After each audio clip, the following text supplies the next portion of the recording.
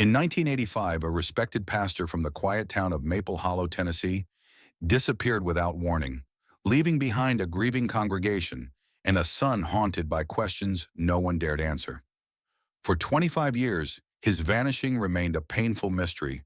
No witnesses, no leads, just whispers that faded with time. But everything changed when a logger, clearing brush deep in Blackridge Forest, stumbled upon something buried beneath a decayed tree stump. What he uncovered wasn't just a piece of the past. It was a secret someone had worked desperately to keep hidden, a secret that refused to stay buried. The knock at the door came just as Ethan Caldwell was about to pour his second cup of stale coffee. It was 5:43 a.m. Outside, Maple Hollow still slept beneath a curtain of spring mist, the kind that wrapped around the trees like whispered secrets. Ethan didn't move at first. After all, no one knocked on his door anymore. Not at this hour, not in this town. But the knock came again, sharper this time, like it knew it was disturbing something buried. He opened the door half expecting a neighbor's complaint or some misplaced delivery. Instead, two uniformed officers stood silently on the porch.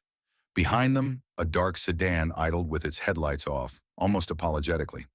"Mr. Caldwell?" the taller one asked. "We need you to come with us. It's about your father." The words cut through him like glass. He hadn't heard "your father" in a sentence that didn't end with "is still missing" in 25 years. He blinked. "Excuse me?" he said, but his voice barely sounded like his own. The female officer stepped forward. "I'm Detective Claire Donovan with the Tennessee State Bureau. There's been a discovery in Blackridge Forest. A logger found a buried bag. Your father's name was on the contents. We'd like you to come identify them."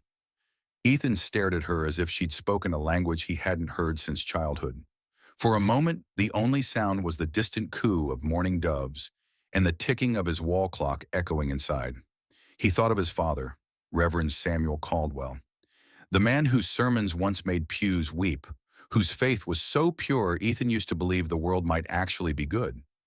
Then one day in 1985, he simply vanished. No goodbye, no funeral, just silence. Now they were saying someone found something, a bag in the woods, his name written inside. It didn't make sense. Ethan's fingers trembled slightly as he grabbed his jacket from the hook and followed them out. As the car pulled away from the curb, he didn't ask where they were going. He didn't ask how far.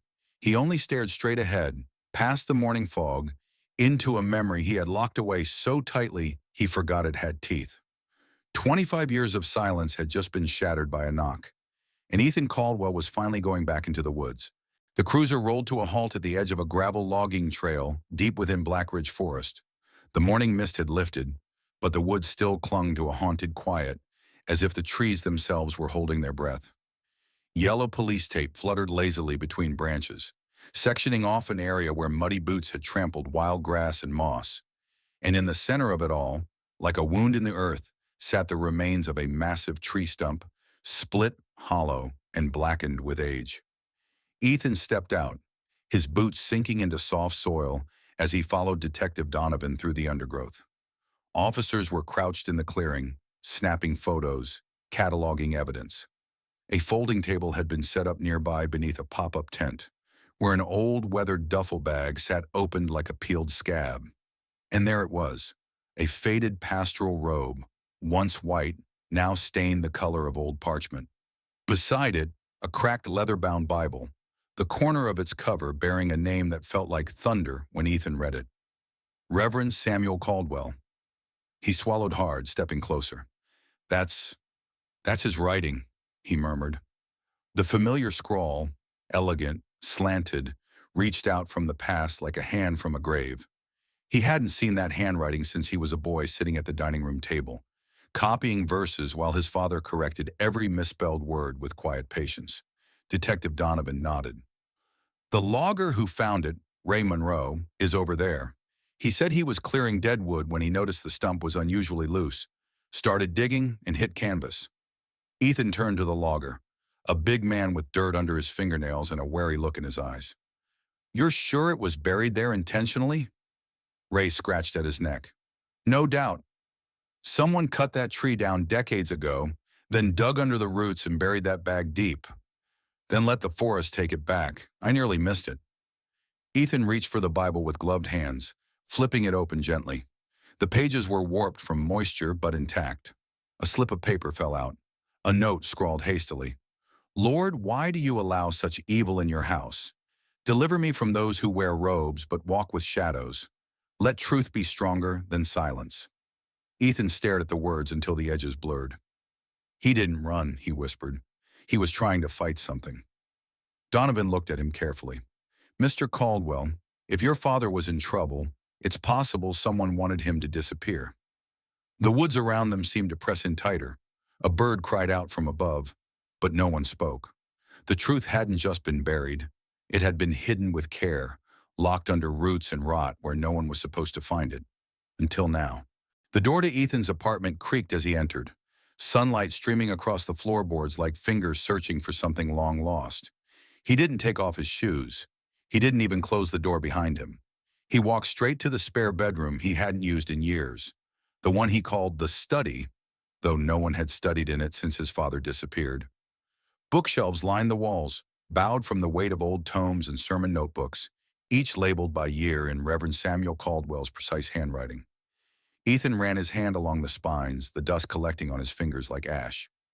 1982, 1983, 1984. Then, a gap. His heart stopped. Where there should have been 1985, the shelf stood empty.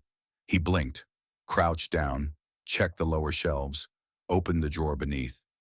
Nothing. He pulled back the curtain and checked behind the bookcase, as if the volume might have fallen through a crack in time. But it was gone. The final notebook, the one from the year his father vanished, was missing. No, Ethan muttered. He stood crossing to the closet. He yanked open box after box, filled with his father's personal diaries, sermon drafts, and letters. He flipped through them, pages yellowed with age, brittle like secrets not meant to be touched. 1980, 1981, 1982. All accounted for, except 1985. As the realization sank in, Ethan sat heavily on the floor. He remembered the day they had packed up his childhood home. He was 17, grief-stricken. Number. He'd gone through the motions like a ghost, stuffing boxes with no thought to order or care. Had he overlooked something then? Or had someone else gotten to it before him? The question itched at him, insistent and sharp. Why would only that year be missing? He stood and turned slowly toward his father's old desk, still standing like a monument in the corner of the room. He hadn't opened it in years. When he pulled the drawer, it stuck for a moment, then gave with a groan. Inside were pens, old sermon notes, a photo of him and his father outside New Grace Fellowship Church. His father's arm around his shoulder, both of them laughing. That church. He hadn't set foot in it in over 2 decades. Not since the whispers began. The quiet, pitiful condolences. The side glances that said, "Your father abandoned you. Get over it." But now it called to him like something unfinished. Ethan placed the photo on top of the desk, beside the most recent sermon volume from 1984. Then, without thinking, he grabbed it, tucked it under his arm, and grabbed his keys from the hook by the door. If the 1985 book wasn't here, there was only one place it could be. The church. As he drove through Maple Hollow, memories rushed back. His father's voice booming from the pulpit, the weight of the choir's hymns, the warmth of community that had once felt unshakable. Now all of it sat like a fossil in his mind, untouchable. The town hadn't changed much. The same gas station on the corner, the same barbershop window faded from the sun. And then, as he rounded a bend, the familiar shape of New Grace Fellowship emerged in the distance. Smaller than he remembered, older, the steeple weathered, its white paint chipped like peeling skin. He pulled into the gravel lot and sat for a long moment in silence, watching as a breeze rustled the trees around the chapel. Something in his chest twisted. This was where it all began, and where he suspected the truth had been hiding all along. He stepped out of the car, gripping the 1984 notebook like it might shield him from what was inside. 25 years ago, a door had closed behind him here. Today, he would open it. The front door groaned on its hinges as Ethan pushed it open, the scent of aged wood and candle wax rushing to meet him like a memory too heavy to carry. New Grace Fellowship hadn't changed much. The same polished pews, still gleaming beneath shafts of stained glass light. The same pulpit, standing proud and silent, like it was waiting for a voice it hadn't heard in decades.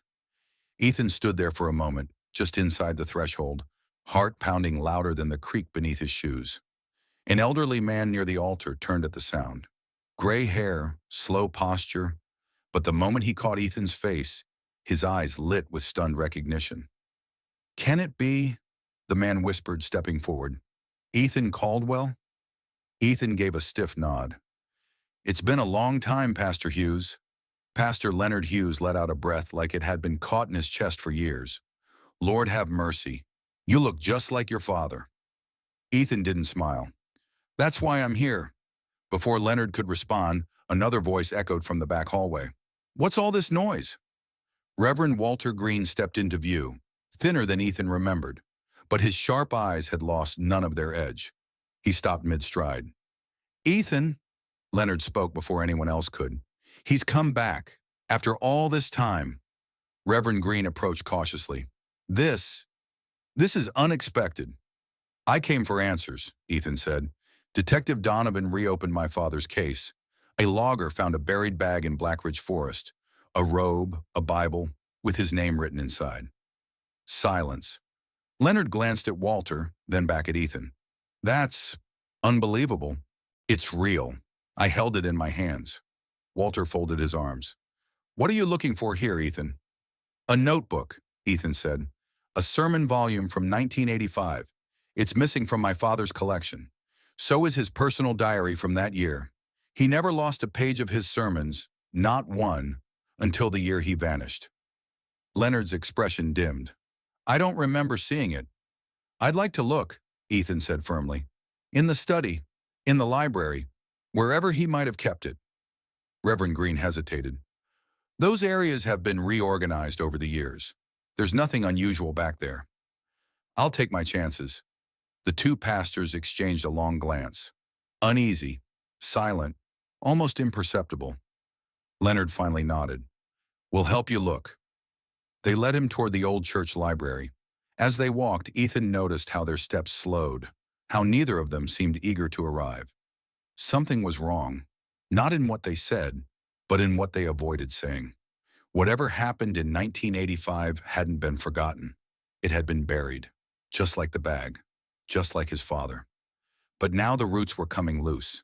The cemetery behind New Grace Fellowship was quieter than Ethan remembered, quieter than a place full of the dead had any right to be. He moved slowly between the headstones, his fingers trailing the tops like he was reading a language carved in sorrow. Most of the markers were cracked or leaning, the names barely legible through decades of wind and rain.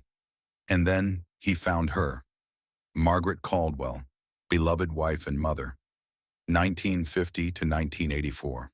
He stood in front of her grave for a long time, the spring wind tugging gently at his coat. He hadn't brought flowers. He hadn't come prepared. Still, he knelt on the grass the way he used to when he was 17, when grief had hollowed him out and silence was the only prayer he knew. "Hi, Mom," he whispered. "It's been a while." He told her everything.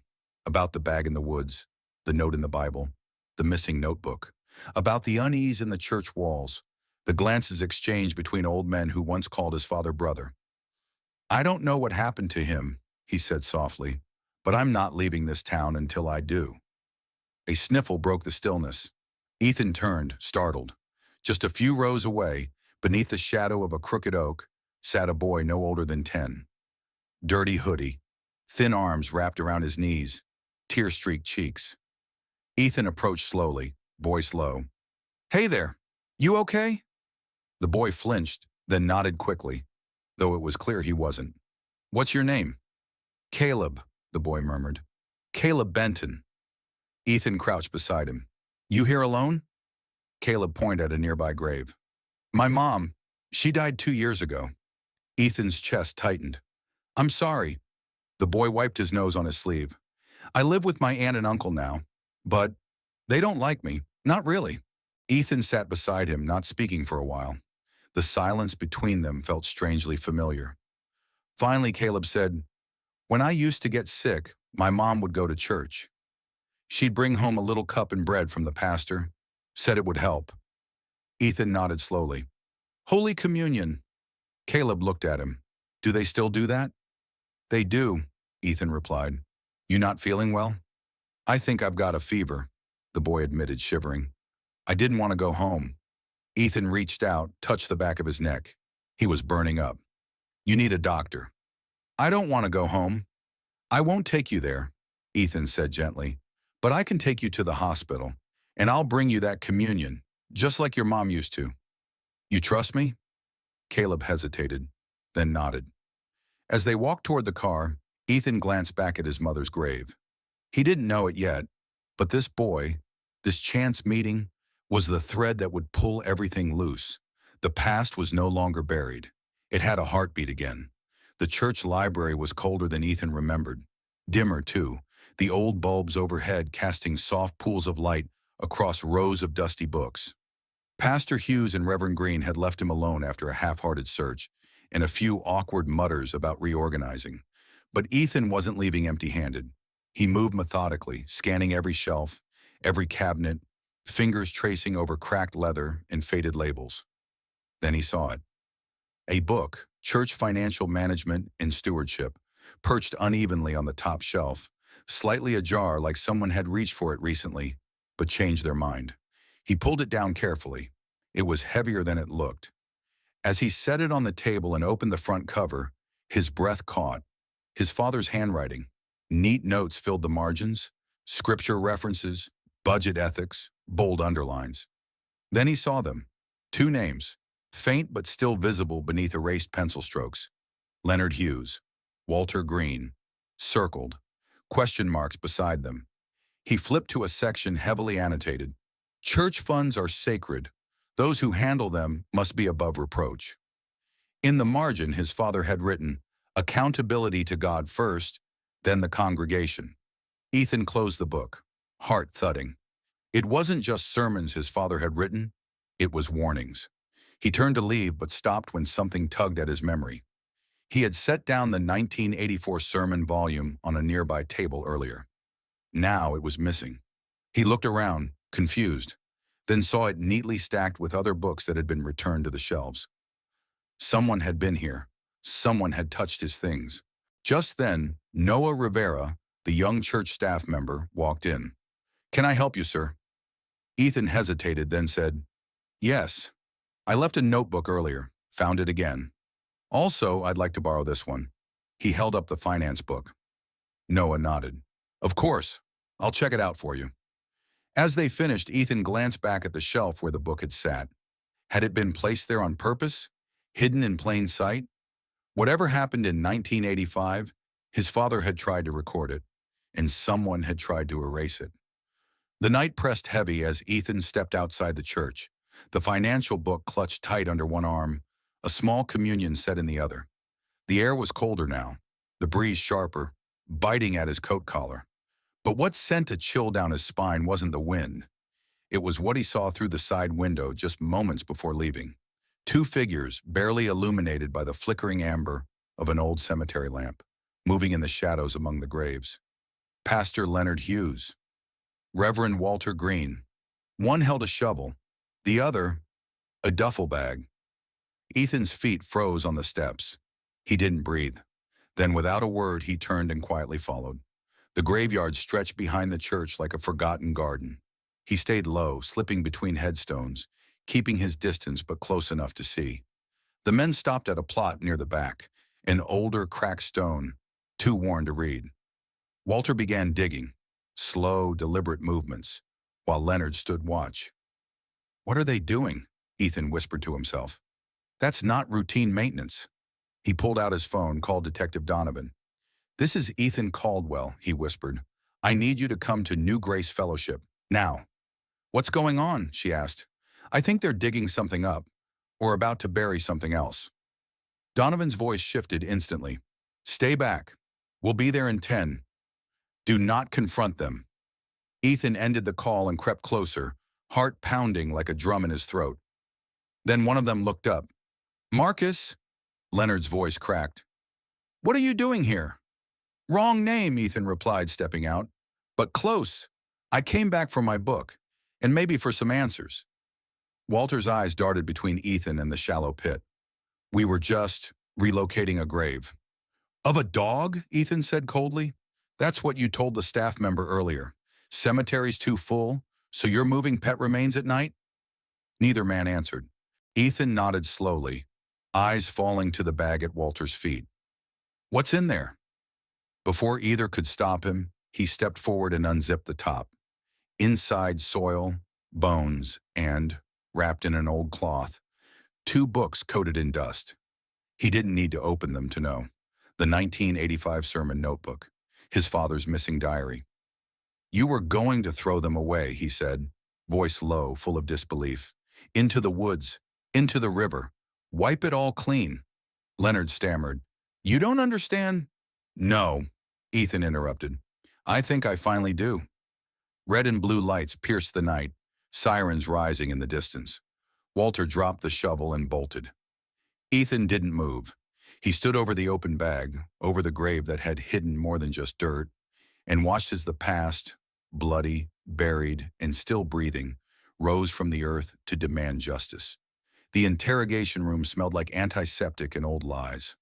Ethan sat across from Detective Claire Donovan, the recovered books laid carefully on the table between them, their pages sealed with grime and decades of silence. Across the hall, Reverend Walter Green was sobbing in a separate room. Pastor Leonard Hughes was already in a holding cell, refusing to say a word. Donovan spoke gently. Are you ready? Ethan nodded. Let's finish this. A forensic tech entered, holding the damaged diary in gloved hands. We managed to recover a few legible pages. He opened to one, placing it before Ethan.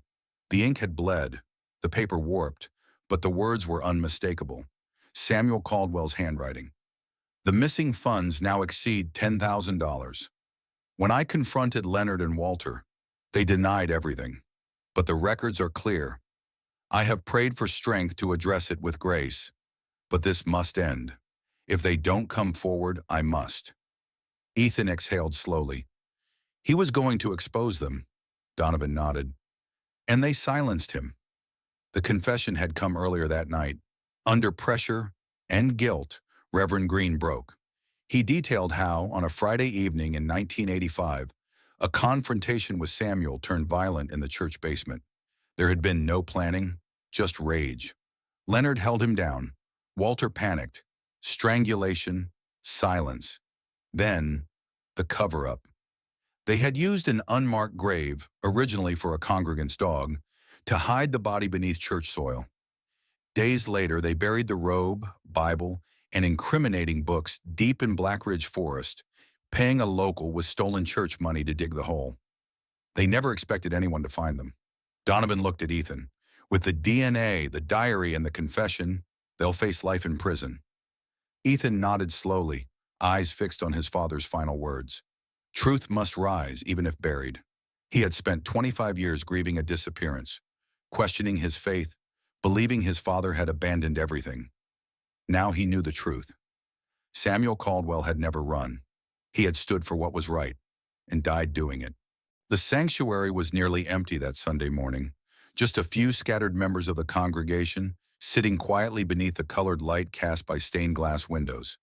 The same windows Ethan used to stare through as a boy, wondering if God ever looked back. At the front of the church stood a simple wooden urn. Reverend Samuel Caldwell's remains, now confirmed by DNA, and retrieved with reverence from where they'd been hidden for decades.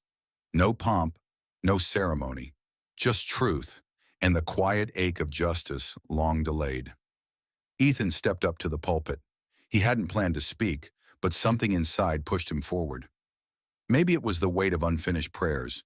Maybe it was the boy in the front pew, Caleb Benton, eyes wide, wearing a pressed shirt 2 sizes too big, flanked by his aunt and uncle. Maybe it was the ghost of his father, still lingering somewhere in the rafters. My father never left this church, Ethan said, voice steady. He didn't abandon his faith or his family. He was taken from both because he stood for honesty, for integrity, and for what this place was meant to be. Silence, but not the heavy kind, the listening kind. He kept records of every sermon he ever gave, all except 1 year, the year he disappeared. That year they tried to erase him, but the truth has a way of finding its way home. Ethan stepped down. No music played, no choir rose, and yet in that stillness, something sacred returned. After the service, he found Caleb waiting by the altar with a smile and open arms. The boy hugged him tight. "You kept your promise," Caleb whispered. "So did my father," Ethan replied, his voice thick. Outside, sunlight pierced the morning clouds. For the first time in 25 years, Ethan felt it on his face without flinching. There would be more questions, legal proceedings, headlines, but that could wait. For now, the only thing that mattered was this: the truth had risen, faith had survived, and the house of God, though wounded, was still standing. If this story moved you, don't forget to like, share, and subscribe for more powerful content.